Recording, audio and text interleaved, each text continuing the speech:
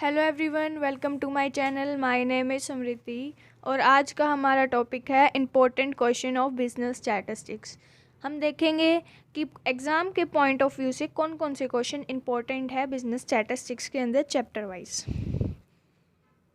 हमारा chapter number 1 है statistics and introduction. इसके अंदर जो स्टैटिस्टिक्स है उसके इंपॉर्टेंस दी हुई है, उसके करैक्टरिस्टिक्स, स्टैटिस्टिक्स होता क्या है प्लूरल और सिंगुलर फॉर्म में, ये सब दिया हुआ है। तो इसके मीनिंग, इसकी इंपॉर्टेंस, इसके करैक्टरिस्टिक्स और इसके फंक्शंस तो ज़रूर ही कर लेना। अगर आपसे कोई भी क्वेश्चन पूछा जाए तो उसके अंदर फर्स्ट ऑफ ऑल तो आप मीनिंग लिखोगे, उसकी डेफिनेशन लिखोगे स्टैटिस्टिक्स की, और इसके करैक्टरिस्टिक्स तो लिखोगे। अगर उसके बाद आपसे पूछा जाए कि इसकी इम्पोर्टेंट क्या है इसकी, या फिर यूजेस क्या है, तो उसके बाद आप ये वाले पॉइंट्स लिखोगे।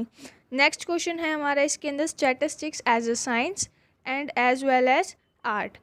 स्टैटिस्टिक्स साइंस और आर्ट क्यों है, इसको एक्सप्लेन करो। तो ये हमारा 4 नंबर में आ सकते हैं, इसको भी ज़रूर कर लेना। हमारा चैप्टर नंबर 2 है measurement scales and collection of data.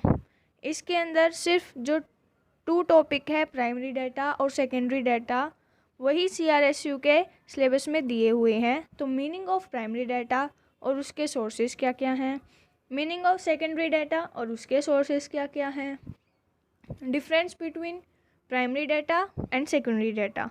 ये वाला क्वेश्चन 4 नंबर में भी आ सकता है और 15 में भी आ सकता है। अगर ये 15 में आए तो थोड़ा सा मीनिंग प्राइमरी डाटा का, सेकेंडरी डाटा का, दोनों को बता के उनके थोड़े थोड़े से या फिर एज अ डायग्राम आप उनके सोर्सेज बना सकते हो और देन उनके प्राइमरी डाटा और सेकेंडरी डाटा का डिफरेंस लिख देना। नेक्स्ट चैप्टर है हमारा मेजर ऑफ सेंट्रल टेंडेंसी। इसके अंदर अर्थमेटिक का मीनिंग और उनकी जो प्रॉपर्टीज़ हैं वो बहुत ज़्यादा इंपॉर्टेंट है एग्ज़ाम के पॉइंट ऑफ व्यू से। इसमें प्रॉपर्टीज़ या फिर मीनिंग अलग अलग क्वेश्चन आ सकते हैं 4 मार्क्स के अंदर। उसके बाद है मेजर ऑफ डिस्पर्जन। इसके अंदर स्टैंडर्ड डेविएशन वाला जो पॉइंट है वो बहुत ज़्यादा इंपॉर्टेंट है। स्टैंडर्ड डेविएशन का मीनिंग, उसके मेरिट, डीमेरिट और उसकी जो प्रॉपर्टीज़ हैं वो तो ज़रूर ही कर लेना। नेक्स्ट है मीन डेविएशन और लॉरेंस कर्व, आप ये 4 नंबर के हिसाब से कर लेना। Then chapter number 6 index number.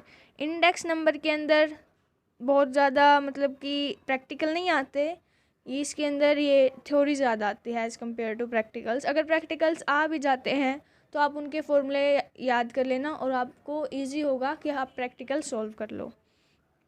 इस meaning of index number, uses और उसकी लिमिटेशंस। फर्स्ट क्वेश्चन तो ये बनता है अगर आपको सिंपली पूछा जाए कि इंडेक्स नंबर होता क्या है। नेक्स्ट वन है problem in construction of index number, क्या क्या प्रॉब्लम्स आती हैं। इस क्वेश्चन के अंदर पहले तो आप उस इंडेक्स नंबर का मीनिंग और देन आप उसकी 5 to 6 प्रॉब्लम्स बता देना। नेक्स्ट है टेस्ट ऑफ एडवोकेसी। इसके अंदर जो भी वो पॉइंट्स हैं, टाइम रिवर्सल वाले या फिर सर्कुलर टेस्ट वाले, ये पॉइंट इसके अंदर आएंगे। वो तीनों पॉइंट आप अच्छे से डिफाइन कर देना। फिशर्स आइडियल इंडेक्स नंबर, ये 4 नंबर के हिसाब से आ सकता है। Last but not the least chapter number 7 analyse of time series. Time series का मीनिंग क्या होता है और उसके कंपोनेंट्स क्या होते हैं। अगर आपको टाइम सीरीज़ से कोई भी क्वेश्चन आता है तो ये वाला क्वेश्चन 99.9% है कि यही वाला आए। और सेकंड क्वेश्चन बनता है इसका addictive model and multiplication model. ये वाला भी क्वेश्चन बहुत ज़्यादा इंपॉर्टेंट है, 4 नंबर के हिसाब से ये वाला भी आ सकता है। आप जो ये सेकंड नंबर पे मैंने क्वेश्चंस बताए हैं, जो 4 नंबर में बताए हैं, ये 4 नंबर के हिसाब से ही कर लेना। 15 मार्क्स के हिसाब से मत करना क्योंकि इनके चांसेस बहुत कम होते हैं।